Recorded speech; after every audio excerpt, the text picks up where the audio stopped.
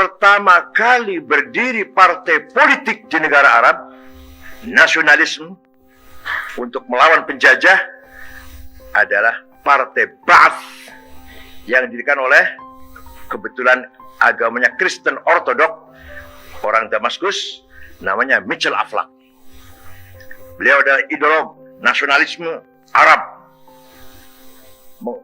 membentuk Partai Ba'ath, sosialis, nasionalis, sekuler, mengkader anak-anak pemuda Arab dari Suriah Abdul Karim Qasim, dari Irak Hasan Bakr, dari Mesir Ahmad Urabi, Saad Zaghloul, dari Jazair bin Bella, dari Sudan Ja'far Umeri, Tunis Habib Bourguiba, Libya Abdul Salam Jalud, dan seterusnya.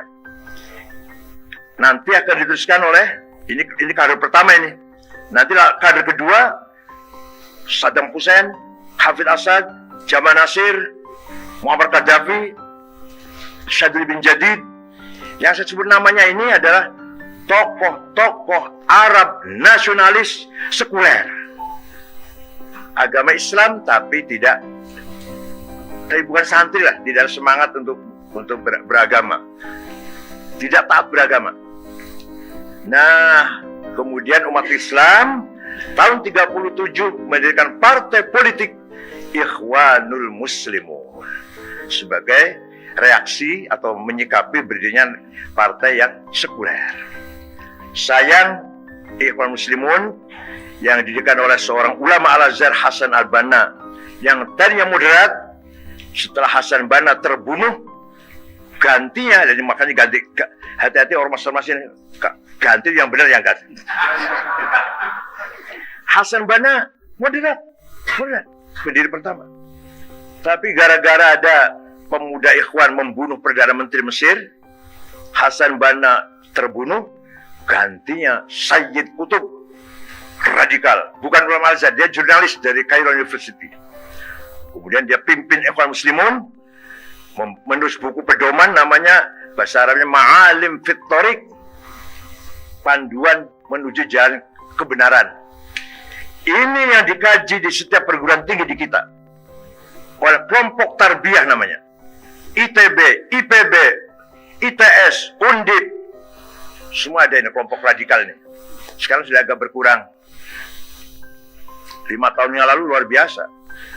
Mohon maaf Pak Jenderal, sampai di kalangan TNI, Polri, kantor BUMN ada yang namanya kelompok tarbiyah.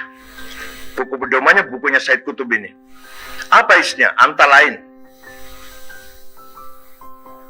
yang tidak bersumber dari Islam masuk kategori jahiliyah. Sosialisme, kapitalisme, liberalisme, komunisme, dan nasionalisme itu jahiliyah. Tauhid itu doktrin mereka. Maka harus kembali mendirikan khilafah. Ya nggak apa-apa ya, terserah aja. Semangatnya boleh lah. Nah, di istilah peran Kiai Haji Hasyim Asy'ari yang sangat luar biasa, mengajak kiai-kiai di Nusantara ini dengan jargon yang sangat ringan diucapkan, tapi punya arti yang sangat dalam. Hubbul waton minal iman. Nasionalisme bagian dari iman. Anda beriman harus nasionalis, Anda nasionalis harus beriman pada Tuhan. Luar biasa.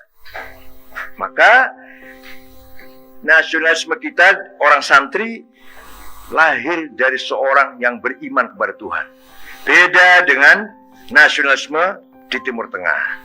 Maka di Timur Tengah sampai sekarang mudah sekali perang saudara.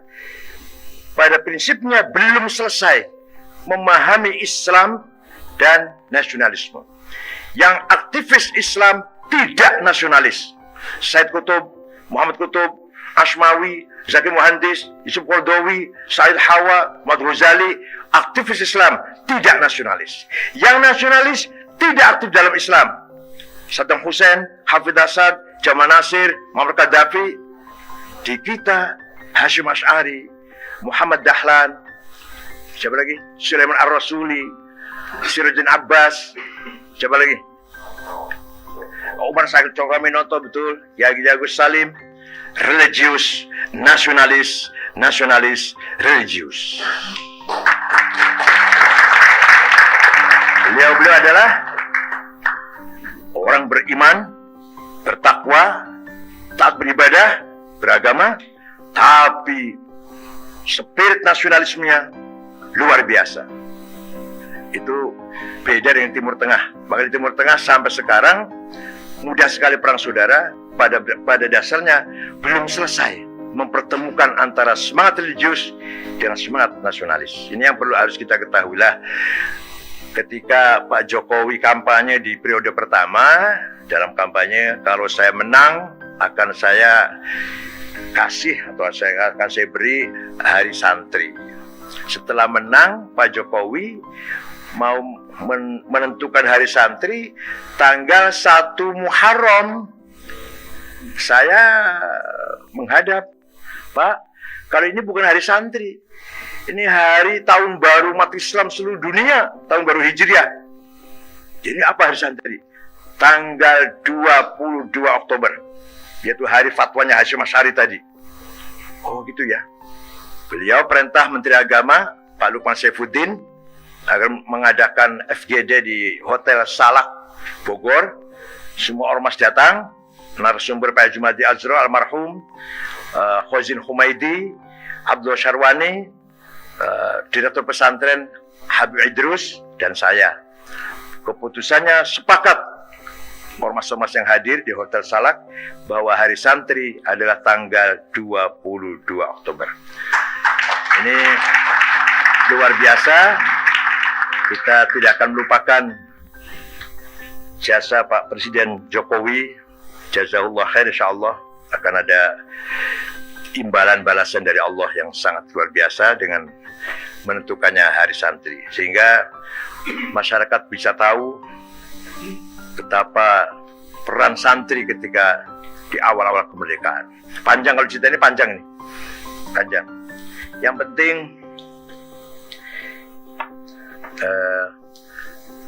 ketika rapat apa dulu BPUPKI ya menentukan ini negara apa, NU segera menjawab, Indonesia Darussalam, bukan negara Islam, bukan negara kafir, tapi negara yang damai, negara merekrut semua komponen yang ada. Ketika piagam Jakarta 7 kata akan dihapus, Kiai Wahid Hasyim bapaknya Gus Dur pulang menghadap bapaknya Kiai Hasyim Asy'ari. Hasyim Asy'ari satu malam sholat istikharah, minta petunjuk pada Tuhan. Besoknya Wahid setuju, 7 kata dihapus.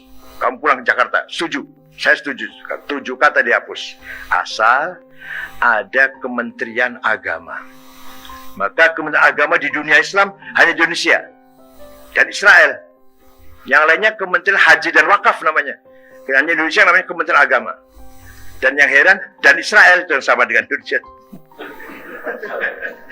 Lainnya Mesir apa negara-negara Islam namanya Kementerian Haji dan Wakaf. Kalau kita Kementerian Agama yang mengurus, yang menjaga keutuhan beragama atau kemajuan agama, bukan proyek-proyek bangunan madrasah, bukan. Itu sih ya. Maka santri adalah bagian yang tidak terpisahkan dari perjalanan bangsa Indonesia. Perannya sangat strategis dalam menjaga kedaulatan negara kesatuan Indonesia di masa lalu, sekarang, dan yang akan datang. Oh ya, kata santri itu asalnya bahasa Sanskerta cantrik, yaitu orang yang hafal kitab suci, Upanishad misalkan. Upanishad yaitu murid-muridnya Ki Dharma Wangsa di Singosari ya tinggalnya, di Singosari Malang, tetapi kita itu masih kerajaan Airlangga. Jadi yang hafal kitab suci agama Hindu dipanggil cantrik. Lama-lama setelah Islam santri. Artinya yang hafal kitab Quran artinya. Ya, kalau hafalnya cuma kulu, ya santri kulu. Gampang aja, fleksibel aja. Fondasi peradaban digital telah dibangun lama. Ide ini telah muncul lama, yaitu Imam Abu Musa Yusuf Al-Khwarizm. Ketika beliau menggagas, menemukan nol. Nol itu bukan angka. Nol itu kosong. Tapi dimasukkan dalam angka, maka lahirlah matematik, komputer, internet, mesin, itu setelah adanya nol. Dan disempurnakan oleh Jabir bin Hayyan. Maka Jabir menemukan ilmu namanya Al-Jabar. Dari kata Jabir. Beliau wafat tahun 161 Hijriah. Tapi beliau sangat taat beribadah. Setiap akan melakukan observasi, malamnya sholat minimal 100 rakaat. Maka tidak akan sesat orang seperti ini. Kemajuan teknologi harusnya dibarengi dengan kematangan spiritualitas. Bukan malah menjauhkan manusia dengan Tuhan dan menjadi tidak manusiawi. Teknologi harus menjadi sarana memudahkan manusia mengenal dirinya, mengenal Tuhannya, mengenal lingkungannya. Bahasa spiritual sangat mudah untuk dipahami dengan bahasa teknologi. Contoh, latifah. Bagian dari hati manusia ada namanya latifah. Dulu waktu ayah saya menerjemahkan sulit. Sesuatu yang lembut, aduh sulit tuh. Sekarang gampang, software. Latifah itu software dalam hati yang bisa menangkap informasi dari Roh Mahfud. Seorang pemimpin, Bapak pernah pengalaman jadi tentara lah ya, jadi pimpinan komandan tentara. Semua pemimpin lah semua. Pasti menjumpai saat-saat yang sangat-sangat kritis yang harus saya tetapkan sekarang, harus saya putuskan sekarang. Tidak ada waktu untuk rapat, tidak ada waktu untuk bertanya kepada teman-teman. Sekarang saya ambil putusnya. Itu sudah tidak lagi berguna logika, tidak lagi berguna berpikir panjang-panjang. Gimana caranya? Melihat ke atas, aktifkan itu latifah, insya Allah tepat keputusannya. Ini pengalaman saya menjadi ketua NU 10 tahun ini.